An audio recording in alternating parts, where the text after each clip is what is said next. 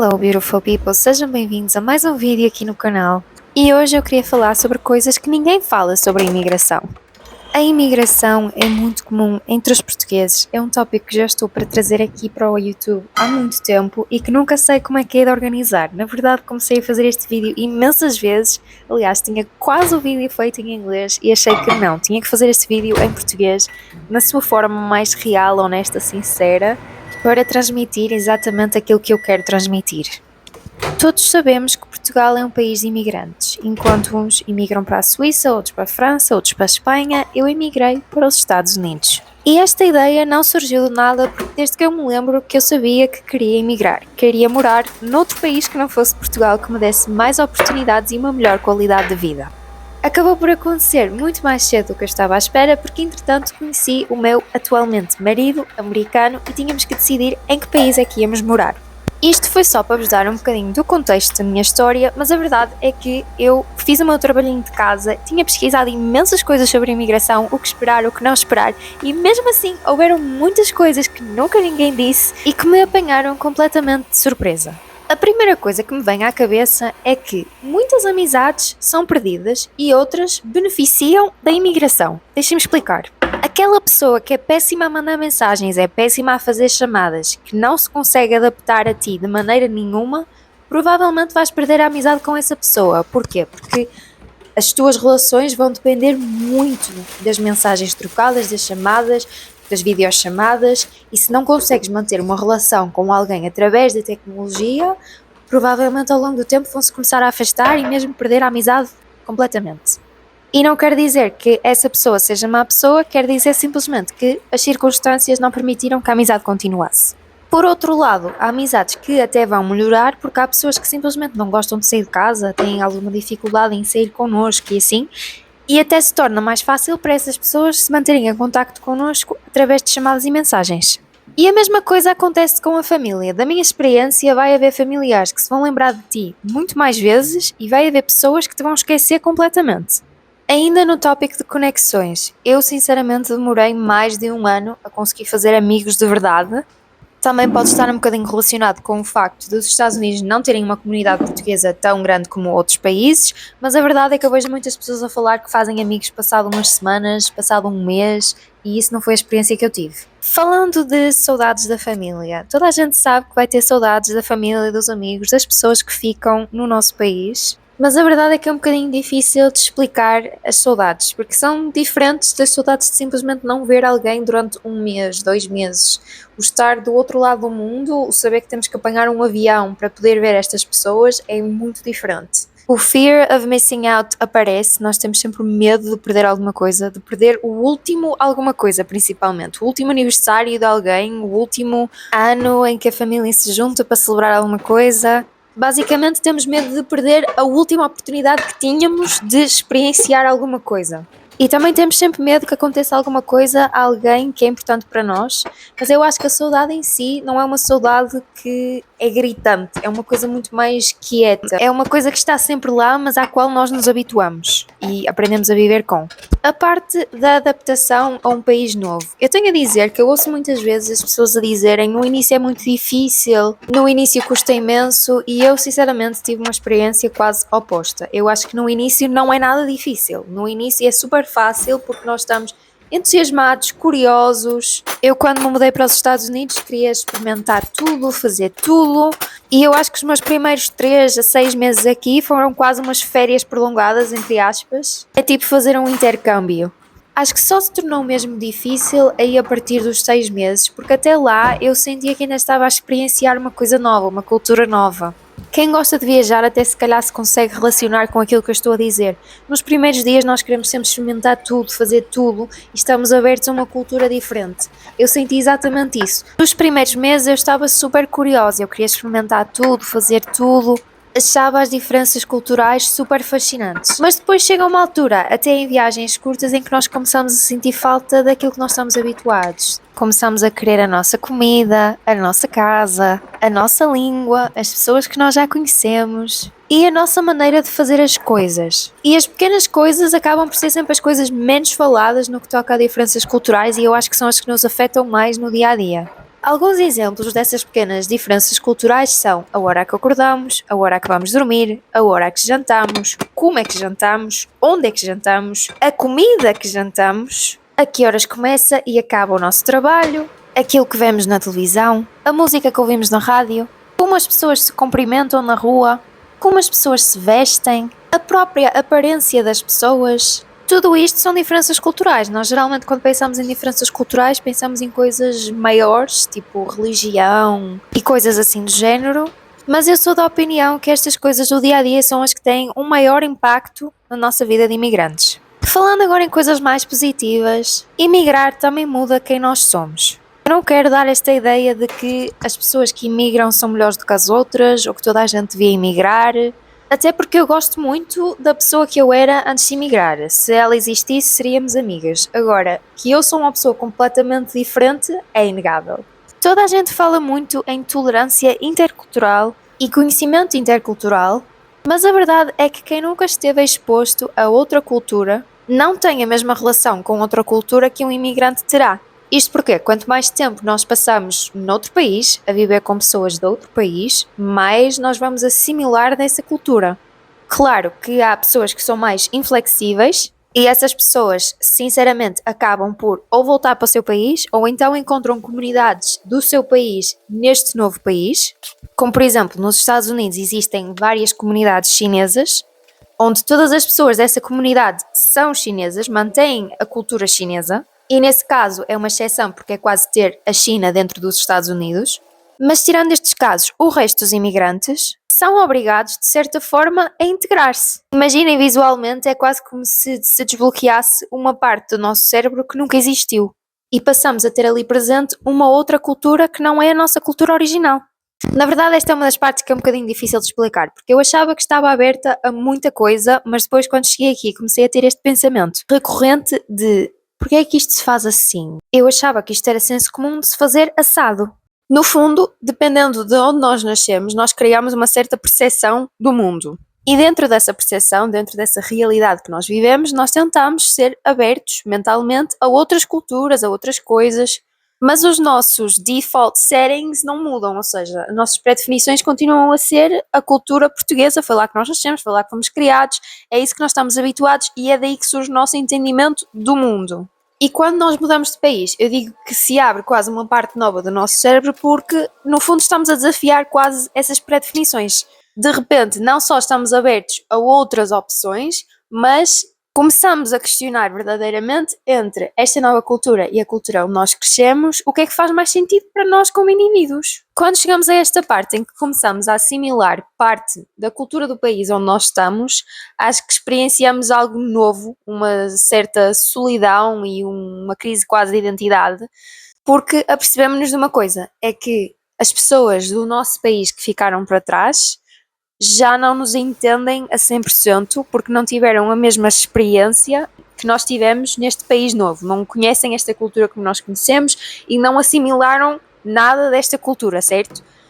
Por outro lado, as pessoas no país novo que nós conhecemos não têm o background de cultura portuguesa, o país onde nós fomos criados, nascemos, etc.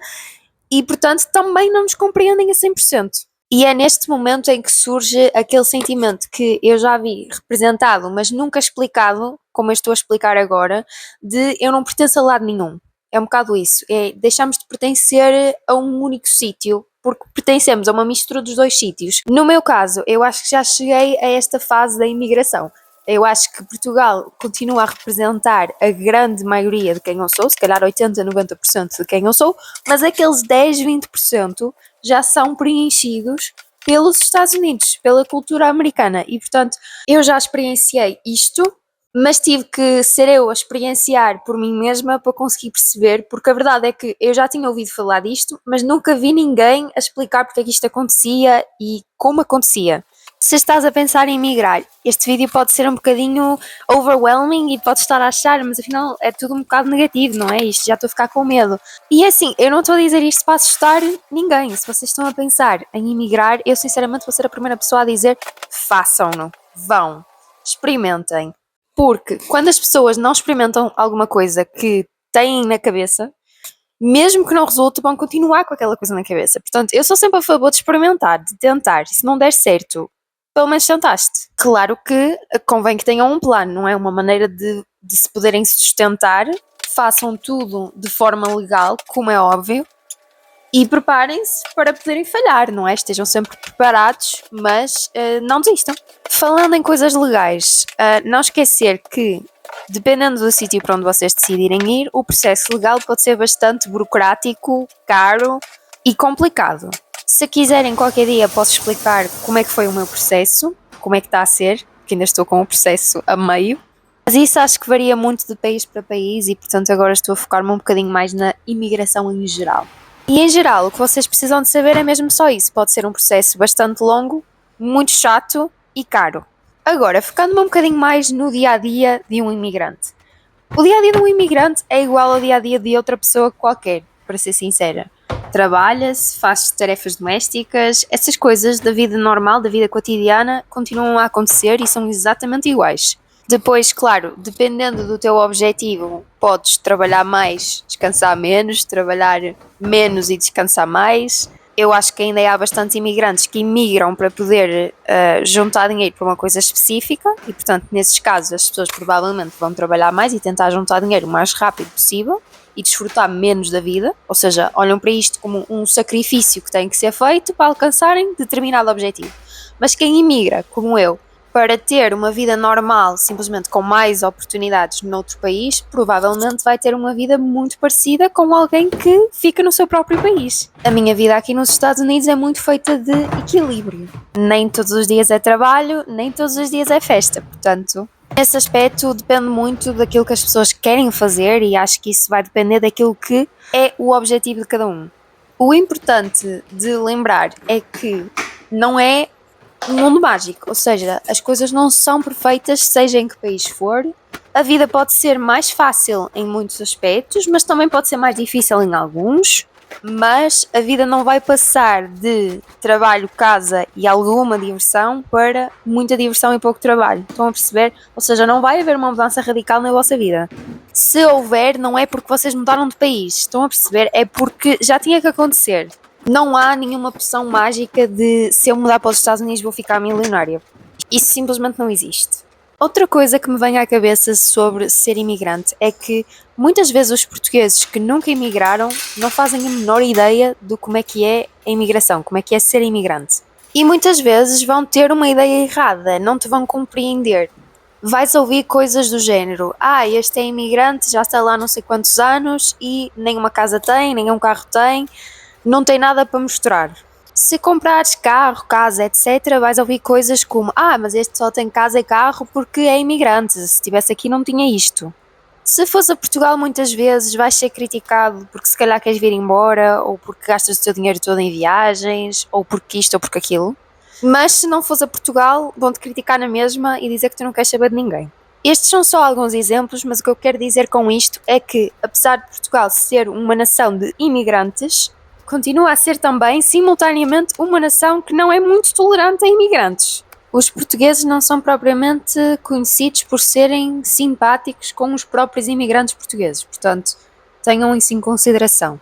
Outra parte da imigração que eu nunca ouvi ninguém falar, e portanto vou falar eu nisso, é que muitas vezes quando nós imigramos para um país onde outras pessoas também estão, pensamos: existem X pessoas neste mesmo país que estão na mesma situação que eu e que me vão compreender e com as quais eu me consigo relacionar e etc.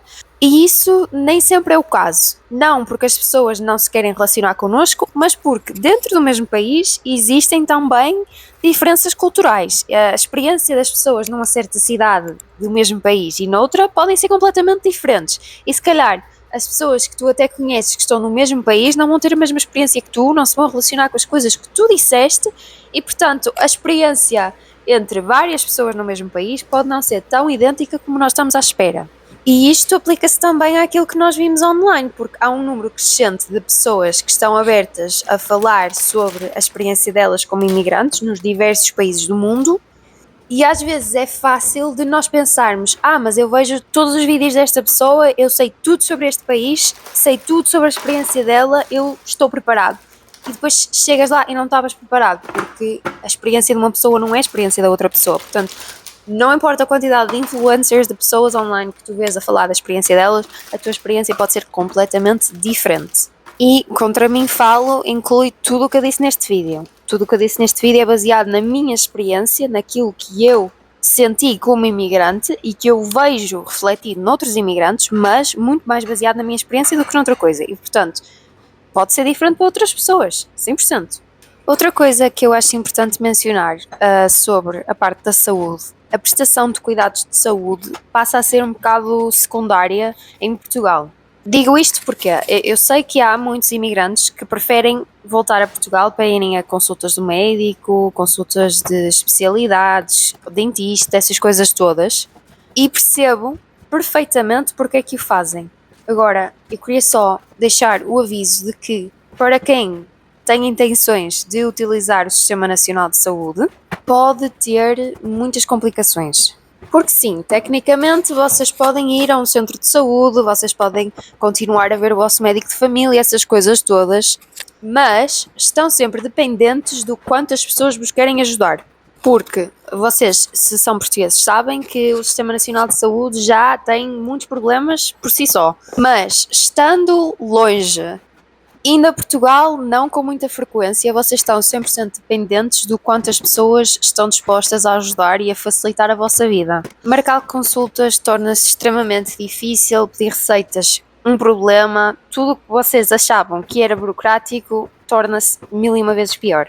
E claro, há sempre quem ache e julgue, mas tu foste para outro país, então vai ao médico nesse país. E sim, muitas vezes esse é o caso, os imigrantes vão ao médico no país onde eles estão, mas às vezes também não é tão fácil como as pessoas acham, porque, por exemplo, há casos que estão a ser acompanhados com os médicos portugueses e é muito difícil transferir um caso de Portugal para o país onde nós estamos.